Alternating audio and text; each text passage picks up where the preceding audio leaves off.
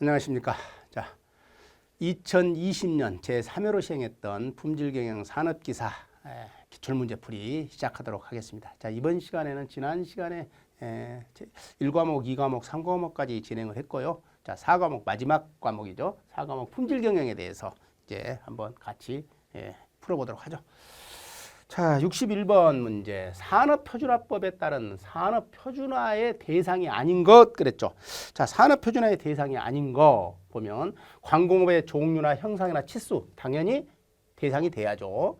광공업의 생산 업무와 사무 규정 이거는 산업표준화에는 해당이 없잖아요. 생산 업무적인 거나 사무 규정에 대한 거. 요거는 2번은 잘못된 설명입니다. 이거는 해당 사항이 없습니다. 그 다음에 설계 방법이나 제도 방법 요건 당연히 표준화에 들어가야 될 내용이고요. 그 다음에 시험 방법이라든지 분석이라든지 측정하는 방법도 표준화에 들어있어야 되는 내용이죠. 그래서 2번은 산업표준화의 대상 업무가 아닙니다. 자, 그 다음에 62번 한번 보죠. 생산 단계에서 설계 품질에 적합하도록 제조 품질을 확보하기 위한 품질 관리 활동에 해당되지 않는 것. 어디에서? 생산 단계에서 하는 거죠. 공정관리. 당연히 공정관리는 생산 단계에서 하는 거죠. 검사, 이것도 생산 과정에서 하는 거죠. 그 다음에 공정 개선, 공정 개선 어디에요? 이것도 잘못된 거 있으면 검사해 봤더니 품질이 불량품이 많이 나오게 되면 공정을 개선해야죠. 그 다음에 표준화는 생산 단계에서 표준할 수 있나요? 이거는 어디에요? 설계 단계에서 해줘야죠. 설계 단계에서. 설계 단계에서 그 제품의 표준화, 공정의 표준화를 해줘야 되죠. 그래서 4번은 생산 단계에서 해주는 문제가 아니라 설계 단계에서 해줘야 될 업무의 대상이죠. 자, 다음에 기업의 육시금화 개선 프로젝트에 대한 실무 책임자로서 실무 책임자랍니다. 그러면 실무 책임자라면 블랙벨트 아니면 그린벨트가 되겠죠. 자, 거기에서 혁신 활동에 전념한다 하는 거죠. 전념하게 되면 뭐예요? 블랙벨트가 되겠죠. 그래서 이 블랙벨트의 대상자. 그린벨트는 뭐예요? 전념이 아니라 파트타임으로 참여를 하죠. 파트타임으로. 챔피언은 어떻게? 그 과제의 모든 책임자, 경영진을 이야기하죠. 그 다음에 마스터 블랙벨트는 자기의 어떤 과제를 추진하는 데 있어서 기술적인 지원을 해주는 기술적이나 어떤 경험적이나 아니면은 거기에 대한 어떤 교육이나 이런 것들을 해주는 분을 마스터 블랙벨트 그렇게 이야기를 하죠. 그래서 여기는 전념한다 하는 용어에서 블랙벨트다 하는 것을 우리가 알 수가 있습니다. 자, 간간히 이건 과거에는 많이 나왔었는데 요즘에는 좀 최근에 좀 그렇게 흔하게 나오는 문제는 아니죠. 그 다음에 국제표준화기구에 사용되고 있는 자 ISO에서 뭔가 표준화를 해요. 표준화를 하면은 표준화 문서를 발행해야 되잖아요. 근데 그 문서를 발행할 때 공식 언어가 아닌 것 그럽니다. 공식 언어가 아닌 거. 자, 공식 언어는 뭘로 돼 있어요? 세 개의 언어로 돼 있죠. 영어하고 그다음에 불어하고 그다음에 러시아어로 구성되어 있습니다. 독일어는 해당 사항이 없습니다. 많이 헷갈려 하시는데요. 자, 국제표준화기구 ISO의 권고 문서는 영어로 되어 있는 문서와 불어로 되어 있는 문서 그리고 러시아로 되어 있는 문서 세 가지 유형으로 이렇게 책자로 나오게 된다. 독일어에 관계되는 문서는 공식 언어로 채택되지 않는다 하는 거 기억을 하셔야 되겠네요. 자, 그 다음에 65번. 표준의 서식과 작성 방법 KSA 0001에 규정되어 있죠. 이거는 표준의 종류에서 어떤 표준을 적용하는 데 있어서 참조하는 편이 좋은 표준 참조하는 것이 좋은 표준, 또는 국제표준이 됐건 국가표준이 단체표준이 됐건이나 이런 거나 또는 기타 문서를 의미하는 것을 무슨 표준이라고 하냐? 용어죠. 용어는 관련 표준입니다. 말 그대로 거기에 여기 참조하는데 좋은 표준. 참조를 할 때 좋은 표준. 거기에 해당되는데 관련되는 표준. 제품 표준이라는 것은 바로 제품에 대한 것이고요. 그 다음에 인용은 시험 표준은요. 시험에 관련되는 표준이고 인용은 그 표준을 인용해 주는 그런 표준들이기 때문에 용어만 잘 보시게 되면 이건 관련 표준이라는 걸 알 수가 있겠죠. 자, 다음에 66번 제품의 품질 보증에 관한 설명으로 가장 거리가 먼 것 그랬네요. 품질 보증 문제죠. 보증 문제가 요즘에 잘 나오죠. 고객의 필요에 적합하고 충족시키는 것이 품질 보증의 충분 조건이다. 그렇죠. 고객의 필요에 적합하고 충족시키는 것이 보증의 가장 충분한 조건이 돼야죠. 제조공을 책임법이 시행된다고 모든 제품의 품질이 향상됐다고 할 수는 없죠. 그렇죠. 제조공을 책임법이 시행됐다고 해서 제품의 품질이 좋아졌다고는 할 수 없는 거죠. 그다음에 고객의 전폭적인 신뢰를 받은 조건은 품질에 적합하게 가격이 형성돼. 신뢰를 받는 가격하고는 품질하고는 상관이 없잖아요. 그래서 요거는 잘못된 설명이죠. 3번은. 그다음에 제품엔 결함이 없어야 하고 만약 제품에 결함이 있으면 제조회사가 보상하는 거 이게 뭐예요? 제조물 책임법에 해당되는 이야기를 하고 있는 거죠. 그래서 3번이 거리가 먼 설명을 하고 있네요. 그다음에 67번 한번 볼까요? 제품과 서비스의 차이에 대한 세서가 설명하는 네 가지의 서비스 차원. 그래서 우리가 서비스의 특성을 이야기하고 있는 거죠. 서비스의 특성. 자, 서비스는 첫 번째 뭐가 있어요? 무형성이죠. 첫 번째 무형성. 이게 서비스는 우리가 서비스가 아니라 제품 같은 경우는 눈에 보이잖아요. 근데 서비스는 눈에 보이지 않는 무형성을 가지고 있죠. 그 다음에 두 번째는 뭐예요? 이질성. 서로 다르다는 거죠. 서로 다르다. 그래서 이질성이죠. 그 다음에 이질성을 다른 말로 뭐라고 해요? 불균일성이다 라는 말로도 쓰죠.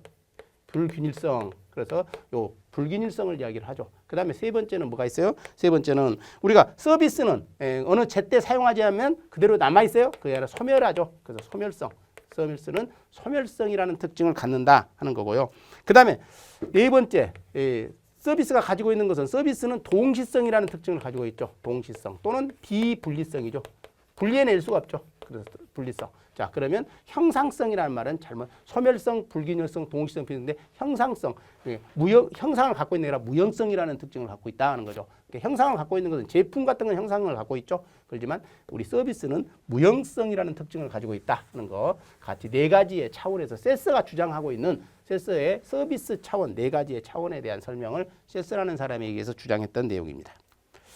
자, 그 다음에 어느 기계 부품을 랜덤하게 취해서 도수표에 정량 결과 X0가 72.5, 높이가 0.2, 프리퀀시가 150이고 프리퀀시하고 평균의 합이 77, 여기 제곱이 765. 도수 분포에 대한 이야기네요. 기계의 평균값 X바의 값이 얼마냐? 평균값을 구하라 하는 문제잖아요. 자, 평균값을 구하라는 문제는 X의 제로값에다가 하는 거죠. 이 제로값에다가 플러스 높이에다가 하는 거죠. 높이에다가 그 다음에 뭘 구해요? 자, 이게 FI 값하고 UI 값 각각의 이거 이야기하는 거죠. 요 값을 뭘로 나눠주면 돼요? 이거를 프리퀀시 값으로 나눠주면 되죠. 자, 이거 그대로 구하면 됩니다. 그러면 이건 72.5에다가 플러스 높이가 얼마? 0.2죠. 곱하기 그 다음에 이 값이 얼마예요? 77이죠. 그 다음에 이 값은 얼마라고 해서 150이네요. 자, 이렇게 해서 계산하시면 되겠죠. 이거 계산하니까 뭐가 나와요? 이게 나오겠죠. 여러분들이 계산기로 여러분들이 계산을 해주시기 바랍니다. 그래서 기계 도수 분포표에 평균 구하는 거 꼭 좀 간간히 온 실기에서도 이런 문제가 나오죠. 실기 시험에 나오니까 실기 시험에 간간히 이것도 자주 나오는 문제들입니다. 그래서 여러분들이 참고해서 연습을 해두시기를 바랍니다. 자, 다음에 69번 부품의 끼워 맞춤에 관한 세 가지 기본 형태. 억지 끼워 맞춤, 억지로 끼워 맞추는 거. 그 다음에 중간 끼워 맞춤, 그 다음에 헐거운 끼워 맞춤까지는 있죠. 그 다음에 겹친 끼워 맞춤이라는 건 없죠. 그러니까 끼워 맞출 때 양쪽이 좀 헐거운 끼워 맞춤, 그 다음에 억지로 끼워 맞추는 중간 끼워 맞춤이지만 겹친 끼워 맞춤은 존재하지 않습니다. 부품 간에 부품 조립을 할 때 사용하는 방법 중에 세 가지 기본 형태 중에 하나 이야기를 하는데 겹침은 없다는 거죠. 다음에 70번. 일반적으로 과학기술계의 표준은 크게 세 가지로 구분할 수 있다. 세 가지 구분에 해당되지 않는 것. 그랬죠. 뭐였냐면 측정표준, 그 다음에 참조표준, 성문표준, 그 다음에 작업표준, 잔해표준. 이거는 일반적으로 우리가 이야기하는 표준이 아니고요. 이거는 뭐예요? 산해표준, 해산의 표준이죠. 해산의 표준이지 이 과학기술계의 표준으로서는 일반적으로 참조표준, 뭘 참조해라, 측정할 때 어떻게 하라, 성문화되어 있냐, 불문화되어 있냐 하는 것들을 이야기하는 거잖아요. 그래서 작업표준은 산해표준에 해당되는 그런 문제이지 과학기술계의 표준이라고 볼 수는 없습니다. 그래서 4번이 거기에 포함되지 않겠네요. 자, 다음에 71번 한번 볼까요? 71번. 품질 비용에 관한 원칙, 주란에 주장했던 품질 비용의 원칙 1대 10대 100의 원칙이죠. 자, 1대 10대 100의 원칙에 해당되는데 법칙에서 자, 그러면 요거 일이 어디에 돼요? 설계 때 하는 거죠. 설계했을 때에 일의 비용이 들었다면 그걸 이행하지 않음으로 인해서 생산 단계에 들어가면 생산 단계에 들어가면 10의 비용이 들 것이다. 근데 그럼에도 불구하고 생산 단계에서 조치를 하지 않아요. 그러면 우리 고객한테 물건이 인도됐을 때 고객으로부터 크레임이 걸려되면 그 비용은 100배로 늘어날 것이다 해서 10배씩 늘어난다 하는 법칙이죠. 그래서 1대 10대 100의 법칙인데 생산 단계에서 바로 잡는데 만약에 봤는데 이때 100원이 들었답니다. 여기 100원이 들었대요. 100원을 소요되는 것을 만약에 안 쓰고 이 100원을 아끼기 위해서 방치를 했어요. 방치를 했다고 한다면 이 고객에 전달된 데 얼마의 손실이 발생하냐? 그러면 이때 100원이 소요돼서 문제를 막을 수 있었던 걸 막지 않아서 고객 하면 얼마로 늘어난다고요? 1대 10대 100이니까 10배씩 늘어나는 거죠. 그러면 요거에 대한 10배니까 얼마 돼요? 1,000원이 되겠죠. 그래서 1,000원의 손실이 발생할 것이다 하는 거죠. 그래서 사전에 원료 품질, 원료에서 어떤 문제를 해결해야 된다 하는 것을 이야기하고 있는 내용이죠. 그래서 3번이 답이 되겠습니다. 다음에 품질 경영 시스템의 요구사항 KSQ ISO 9001이죠. 고객들의 요구사항들을 적어놓은 문서죠. 이게 품질 경영의 원칙, 7원칙이죠. 자, 품질 원칙. 과거에는 2014년까지는 8원칙이었습니다만 2015년판으로 개정되면서 7원칙으로 바뀌었죠. 자, 제일 먼저 뭐예요? 고객 중시. 이것도 2차 시험에서도 간간히 나오니까 7원칙을 좀 전부 다 알아두시는 것이 좋겠죠. 고객 중시. 고객의 중시한 원칙을 세워라. 그 다음에 뭐예요? 여기는 리더십. 자, 과거에는 최고 경영자의 리더십 그랬죠. 근데 이제 이게 리더십이라는 용어로 바뀌었죠. 그 다음에 세 번째는 인원의 조직 구성원의 인원의 적극적인 참여. 적극적인 참여가 있어야 된다 하는 것이고요. 그 다음에 네 번째는 프로세서 중심. 프로세서 중심의 하는 프로세서 접근법을 이야기를 하고 있는 거죠. 프로세서 접근. 그 다음에 다섯 번째가 뭐가 있어요? 우리가 개선. 문제가 생기면 개선하라 하는 거고요. 자, 여섯 번째가 뭐가 있어요? 우리가 그냥 뭔가 의사결정을 하지 말고 증거 기반한 의사결정을 해라. 의사결정을 해라. 그 다음에 마지막으로 일곱 번째는 뭐예요? 고객사하고 우리 협력관계, 관계를 관리하라. 또는 다른 말로 뭐예요? 관계 경영 그렇게 이야기하죠. 관계 경영. 이게 우리가 품질의 요구사항, 그러게 ISO 9000의 품질 경영 7원칙에 해당되는 거죠. 자, 여기 해당되지 않는 게 뭐 있어요? 표준화가 해당되지 않죠. 표준화는 해당되지 않는 그런 내용이죠. 그래서 요 품질 경영 7원칙은 간간히 1차 시험에서도 나오지만 2차 시험에서도 어쩌다가 한 번씩 이거 7가지 품질 경영 7원칙을 쓰시오 하는 문제들이 대두가 되니까요. 꼭 좀 알아두시기 바랍니다. 다음에 73번 문제 항목 중에 대응이 되는 요소를 찾아내서 이것을 행과 열로 배치를 하고, 자, 행과 열로 배치를 하고 그 교점, 요 배점대에다가 교점에 관련되는 그 유무의 정도를 표시한다. 여기 유무가 있는지 없는지 또는 뭐 관계가 적은지 아니면 별로 안 되는지 여기 표시를 해서 교점의 착상의 포인트로 하여 문제를 명확하게 해나가는 신QC7 기법이 뭐냐? 요거 뭐예요? X축하고 Y축하고 이렇게 그려서 요거 매트릭스 만들어 놓고 이렇게 매트릭스를 만들어 놓고 하는 거죠. 그래서 이쪽에 있는 X원자하고 이쪽에 Y가 어떤 관계를 갖냐 하는 것을 보여주는 거. 매트릭스 도법이죠. 매트릭스 도법. 그래서 매트릭스 도법이죠. 여기다가 숫자로 요 관계가 얼마만큼 있어? 요 7만큼 있어? 아니면 9만큼 있어? 이렇게 숫자로 써버리면 뭐가 돼요? 매트릭스 데이터 해석법이 돼버리죠. 똑같은 건데 여기 세 개를 기호로 표시한다. 명확하게 표시한다. 정도를 표시한다 그랬으니까 요거는 기호로 표시를 하기 때문에 매트릭스 도법에 해당되겠습니다. 자, 다음에 74번 제조물 책임법에 정의되고 있는 결함의 종류. 자, 제조물 책임법에서 결함의 종류는 세 개가 있죠. 먼저 뭐예요? 설계상의 결함. 설계상의 결함이 있을 때. 그 다음에 두 번째 제조상의 결함. 제조 과정에서의 문제가 있을 때. 세 번째 포장했을 때. 포장에 대한 표시상의 결함. 이거죠. 기능상의 결함은 제조물 책임법의 결함의 종류에 해당되지 않습니다. 제조물 책임법의 결함의 종류, 설계상의 결함, 제조상의 결함, 표시상의 결함이 있다는 거. 자, 그 다음에 품질 개선과 고객 만족의 필수 조건인 고객의 욕구를 파악하는 방법으로 볼 수 없는 거. 자, 고객의 욕구, 고객이 뭘 요구하는지를 파악하려고 해요. 그러면 면담하는 거 좋죠. 가서 물어보면 되잖아요. 그 다음에 관찰해도 쓸 수 있죠. 그 다음에 내가 시뮬레이션 해볼 수 있죠. 제품 책임 방법하고는 우리가 어떤 품질 개선이나 어떤 고객의 욕구를 파악하는 데는 책임 방법하고는 상관이 없는 것 같습니다. 4번이 잘못된 볼 수 없죠. 거기에 해당되지 않는다고 볼 수 있는 거죠. 자, 다음에 76번 한번 볼까요? 공정 능력의 전제 조건 및 특징에 관한 설명으로 틀린 거. 자, 공정 능력에 대한 겁니다. 자, 1번 공정 능력은 장래를 예측할 수 있는 결과에 대한 것이다. 그렇죠? 공정 능력이란 현재 우리 능력을 알아야 장래를 예측할 수 있죠. 미래를 예측할 수 있죠. 그래서 맞는 말이 되겠고요. 그 다음에 두 번째는 공정 능력은 현재 및 과거에 대한 결과를 평가하는 것이다.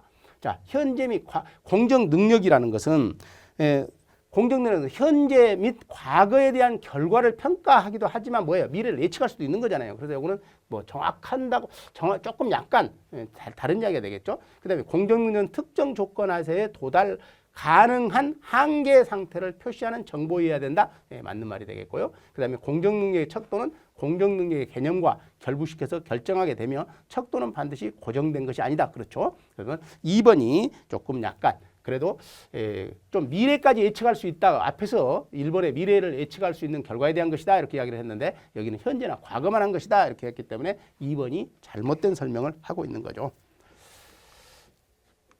자, 다음에 77번 한번 볼까요? 1962년에 마틴 항공사에서 자사제품 미사일의 신뢰성을 높이기 위해서 하는 활동, 그게 하기 위해서 했던 활동으로 시작됐으며 부주의를 없애는데 중점을 둔 무결점 운동, 말 그대로 무결점 운동 뭐예요? 제로 뭐예요? 디펙트. 그러죠? 그래서 이걸 다른 말로 제로 디펙트 이렇게 이야기하죠. 무결점 운동 얘기하죠. 이걸 갖다가 이게 얘는 아예 디펙트, 부적합품을 없애자는 거고요. 얘는 뭐예요? 6시그마는 100만 개당 100만 개의 제품 중에 부적합품을 어쩌까지 허용하겠다? 3.4개까지 허용하겠다. 100만 개당 3.4개의 부적합품을 허용하겠다. 싱글 ppm은요. 100만 개당 싱글. 그러니까 그때 나오는 숫자가 싱글이 돼야 된다 하는 거죠. 그래서 보통 이제 10개 이하 할 때 10 이하를 9까지를 허용하는 거죠. 싱글이니까요. 그래서 9 이하. 근데 3정 OS는 뭐예요? 3정이란 것은 정품, 정량, 정의치를 이야기하고요. OS는 정리, 정돈, 청소, 청결, 습관화를 이야기하는 거죠. 그래서 여기는 뭐예요? 제로 디펙트에 대한 설명을 하고 있는 것을 이야기하고 있죠. 다음에 78번 한번 볼까요? 측정 시스템의 정밀도 분석을 위해서 게이지 RNR의 테스트에서 RNR은 뭐냐? 두 개의 R. 자, 무슨 이야기예요? 반복성과 재현성 이야기하죠. 반복성과 재현성. 그래서 측정 시스템에서 반복성이라는 건 뭘 이야기를 해요? 한 사람의 측정자가 동일한 측정 대상을 동일한 측정 방법에 의해서 동일하게 측정을 했을 때, 동일한 방법으로 측정을 했을 때 나타나는 오차. 재현성은요. 다수의 측정자에 의해서 똑같은 방법으로 측정을 했을 때 그 나오는 편차, 이걸 갖다 재현성 이렇게 이야기를 하죠. 그래서 반복성과 게이지 RNR, 그다음에 반복성과 재현성 얘기를 하죠. 다음에 79번 사내 표준화의 요건으로 틀린 거. 자, 사내 표준화 기술 및 관리의 진보와 연동되어 적시에 신속히 개정 보급한다. 그렇죠? 신속히 개정해야 된다. 필요에 따라 개정해야 신속하게 개정해야 됩니다. 만약에 그 연동돼서 문제가 있다면 바로 개정을 해야 된다. 엄수하여야 할 최적 조건 및 방법을 관리자 중심으로 최적점을 추구하여 표준화할 것. 관리자 중심이 아니죠. 뭐예요? 현장 중심으로 해야죠. 현장 작업자 중심으로. 그래서 이건 잘못된 설명을 하고 있죠. 조직원이 자율적으로 효과적인 방법을 찾아 개선점을 찾을 수 있는 환경을 조성해야 된다. 그렇죠. 자율적으로 표준화를 해야죠. 규격은 반드시 최신본으로만 적용될 수 있도록 규격의 재개정 및 폐지는 배포처와의 관계를 분명히 해서 명확하게 처리하도록 해줘야 된다. 자, 2번이 이거는 관리자 중심이 아니죠. 현장 작업자 중심으로 자네 표준화를 해줘야 된다는 거 기억을 해주시기 바랍니다. 자, 마지막 문제 한번 볼까요? 허치버그에 동기요인과 이생요인이라는 게 있죠. 동기요인과 이생요인이 있는데 이생요인에 해당되지 않는 건 게 동기요인에 해당되지 않는 거. 그럼 이생요인이 찾아라는 이야기가 되겠네요. 인정, 상대를 인정해 주는 거, 성취감, 잘했다고 해주는 거, 그 다음에 능력과 지식의 개발, 요것들은 전부 다 뭐예요? 동기 요인에 해당되죠. 근데 작업 조건은 뭐 해야 돼요? 이생 요인에 해당됩니다. 이생 요인. 이것도 우리가 동기 이론에서 나와 있는 이론 중에 하나를 가지고 있는 것들이죠. 자, 이렇게 해서 우리가 2020년 제3회로 시행했던 모든 기출 문제를 한번 풀어봤습니다. 뭐 사회 시험부터는 이제 CBT 시험으로 하기 때문에 기출 문제가 나오질 않겠네요. 그래서 앞으로 이제 모든 우리 산업기사의 1차 필기 시험은 CBT 시험으로 전환이 되기 때문에 여러분들이 기존에 있는 과거 문제들은 우리 CBT 시험이라는 건 뭐예요? 기존에 문제 풀이 있다는 거잖아요. 그래서 많은 컴퓨터 속에 많은 문제들을 넣어놓고 거기에서 이렇게 운전면허 시험 보듯이 보는 시험들을 의미를 합니다. 그래서 기존에 있는 과거의 기출 문제들을 자주 풀어보셔가지고 여러분들이 꼭 자격증 취득에 성공을 기하시기를 부탁드리겠습니다. 수고 많이 하셨습니다.